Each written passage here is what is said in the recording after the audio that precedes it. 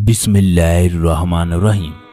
दोस्तों, आज हम उस जगह मौजूद हैं जिसके बारे में नबी अकरम सल्लल्लाहु अलैहि वसल्लम ने फरमाया, मस्जिद नबवी का ये हिस्सा जन्नत के बागों में से एक बाग है। इस हिस्से को रियाजुल जन्ना भी कहा जाता है। आज भी इस जगह हजूर अकरम सल्लल्लाहु अलैहि वसल्लम की खुशबू महसूस होती है। सुबहान अल्लाह, ये खुशबू ऐसी है कि जो जहन को ताजगी और दिल को सुकून देती है। जन्नत के इस टुकड़े में बैठकर इंसान अपने सारे गम और परेशानियों को भूलकर हजूर अकरम सल्लल्लाहु अलैहि वसल्लम के ज़माने को याद करता है। इस जगह अगर आंखें बंद कर ली जाएं तो ऐसा महसूस होता है जैसे सामने मेरे प्यारे नबी अकरम सल्लल्लाहु अलैहि वसल्लम बैठे हैं और तमाम सहाबा इकराम हजूर अकरम सल्लल्लाहु अलैहि वसल्लम के चेहरे का नज़ारा कर रहे हैं। सुबहान अल्लाह। रियाजुल जन्ना के साथ ही हजूर अकरम सल्लल्लाहु अलैहि वसल्लम का रोज़ा मुबारक है। लिहाजा तमाम मेरे देखने वाले कमेंट बॉक्स में हजूर अकरम सल्लल्लाहु अलैहि वसल्लम को अस्सलामु अलैकुम कह दें।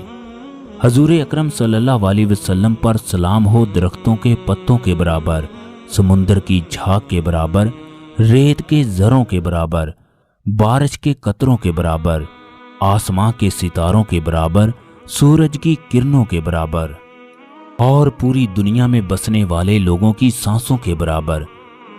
दोस्तों, इस हिस्से के बारे में हजूर अकरम सल्लल्लाहु अलैहि वसल्लम ने फरमाया, मेरे घर और मेरे मिंबर के दरमियान का हिस्सा जन्नत के बागों में से एक बाग है और मेरा मिंबर मेरे हौज पर है।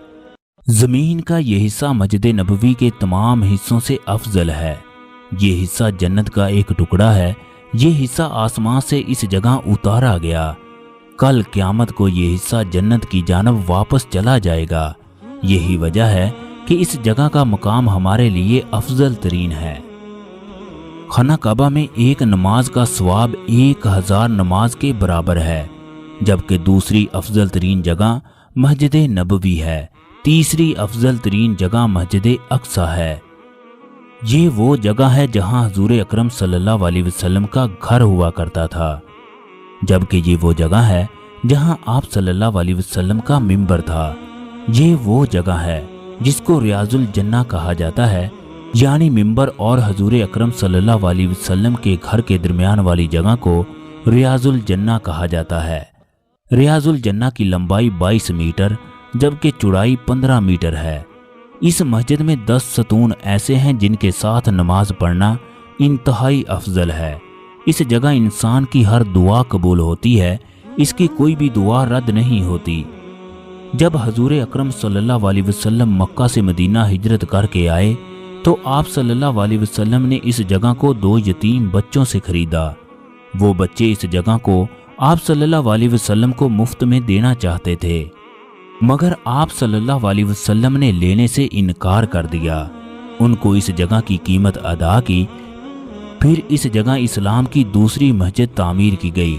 ये मस्जिद इस कदर सादा थी कि जब बारिश होती तो इस मस्जिद में नमाज पढ़ना इंतहाई मुश्किल होता। दोस्तों, ये वो जगह है जहां इसहाबे सुफा का चबूतरा था। इस जगह वो गरीब सहाबी रहाइश पजीर थे जिनका अपना कोई घर नहीं था। ये वो जगह है जहां हजूर अकरम सल्लल्लाहु अलैहि वसल्लम रहाइश पजीर थे। जब पहली मस्जिद नबवी तामीर की गई तो वो इस तरह की थी। मस्जिद नबवी के अंदर जो 10 सतून हैं, इनकी अपनी अपनी शान है। इन सतूनों की पहचान ये है कि इन सतूनों के ऊपर काले रंग के सर्कल लगे हैं, जबकि जो आम पिलर हैं वो ब्राउन रंग के हैं। जो पहली मस्जिद नबवी तामीर की गई उसमें मेहराब नहीं था। जब हज़रत उमर बिन अब्दुल अजीज़ मदीने के गवर्नर बने तो इन्होंने ना सिर्फ रोज़ा रसूल को तामीर करवाया बल्कि रियाजुल जन्ना के हिस्से में मेहराब भी तामीर करवाया। ये मेहराब उस जगह है जहां हजूर अकरम सल्लल्लाहु अलैहि वसल्लम नमाज पढ़ाया करते थे।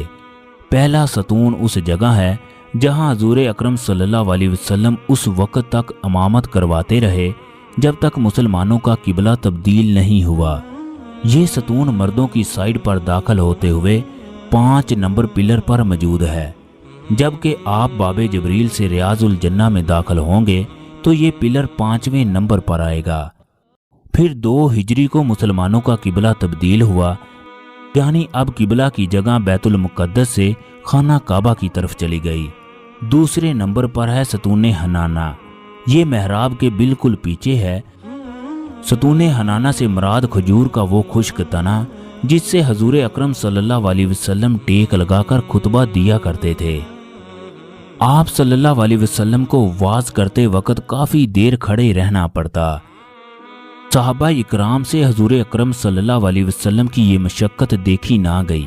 एक सहाबी जिसका बेटा लकड़ी का काम करता था, उसने हजूर अकरम सल्लल्लाहु अलैहि वसल्लम से मिंबर बनाने की दरख्वास्त की ताकि आप उस पर बैठकर खुतबा दिया करें।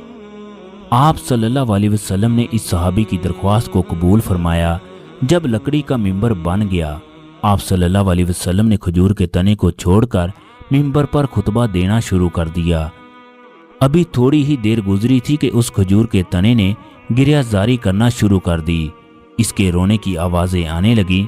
तमाम सहाबा इकराम ने भी उसके रोने की आवाज़ें सुनी।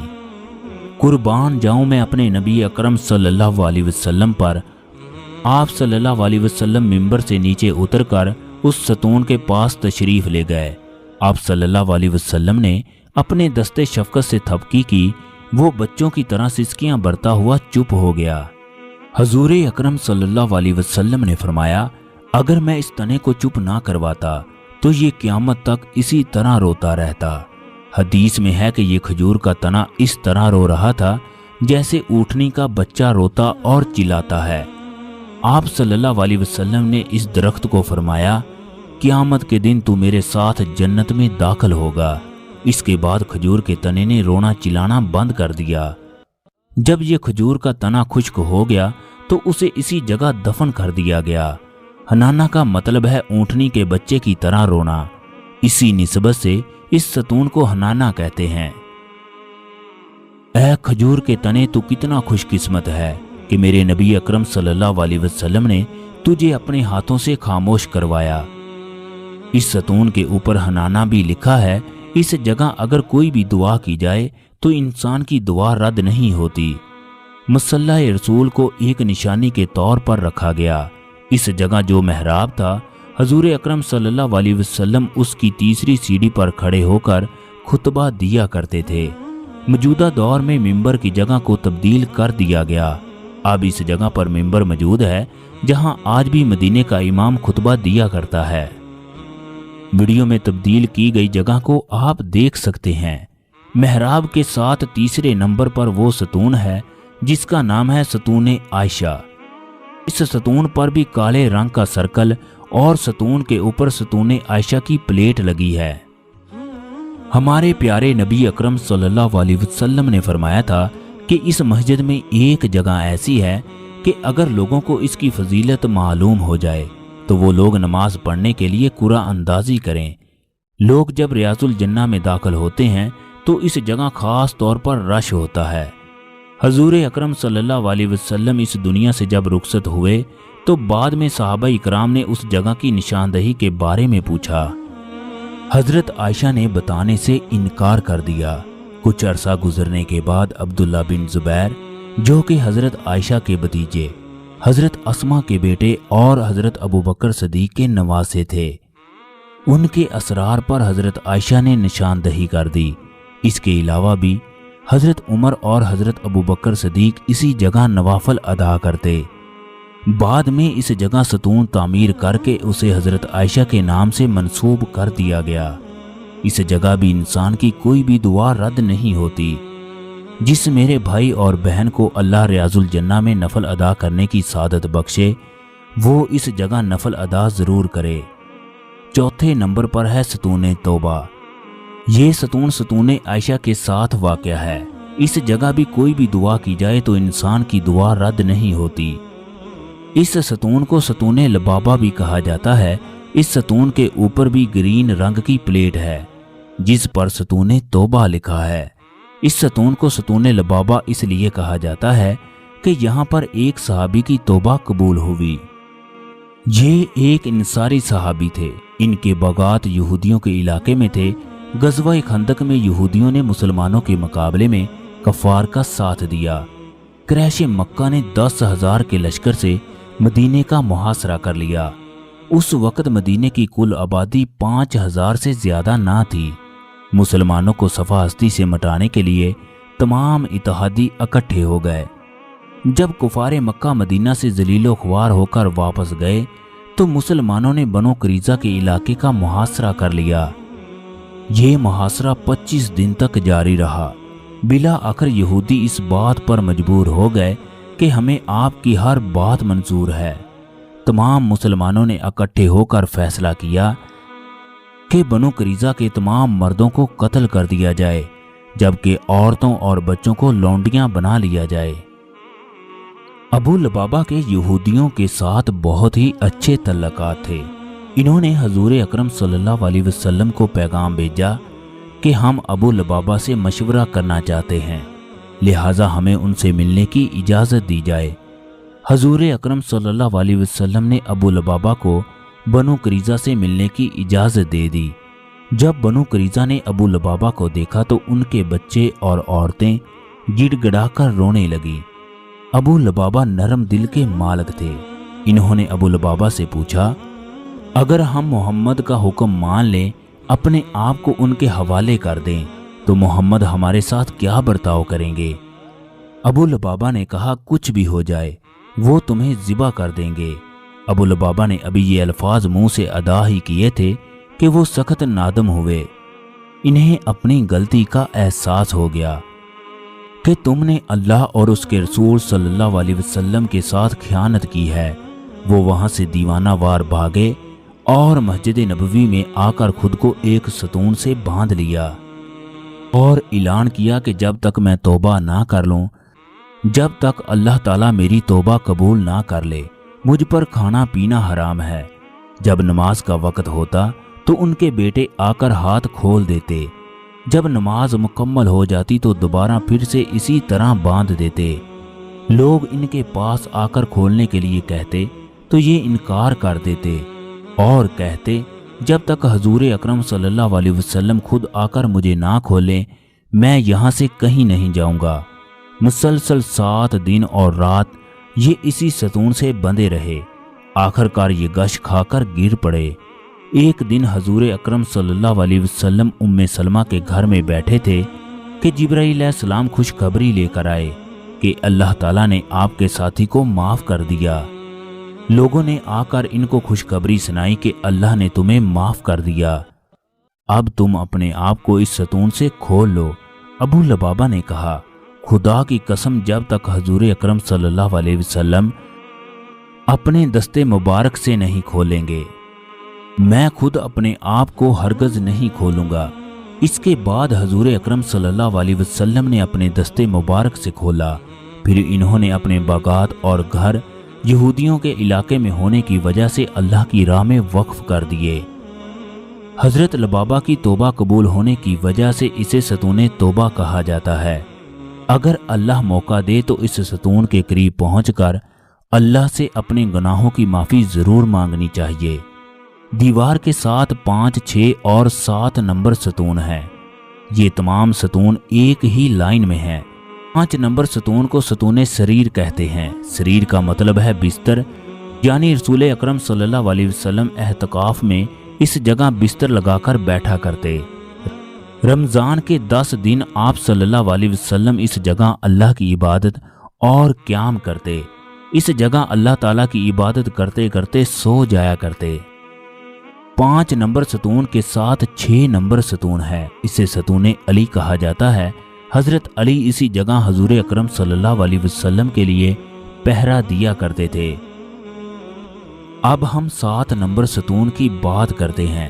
یہ وہ ستون ہے جب کوئی وفد آپ صلی اللہ علیہ وسلم سے ملنے آتا تو آپ صلی اللہ علیہ وسلم اسی جگہ ان سے بات چیت کرتے اور اسلام کے مطابق ان کے جو بھی سوالات ہوتے ان کا جواب دیتے۔ اسے ستون وفود بھی کہتے ہیں۔ اسی جگہ وہ واقعہ پیش آیا جس کا ذکر قرآن مجید میں بھی ہے، اے ایمان والو اپنی آوازیں نبی کی آواز سے اونچی نہ کرو اور نہ ان کے حضور زیادہ بلند آواز سے کوئی بات کہو جیسے تم آپس میں ایک دوسرے سے بات کرتے ہو۔ کہ کہیں تمہارے اعمال برباد نہ ہو جائیں اور تمہیں خبر بھی نہ ہو۔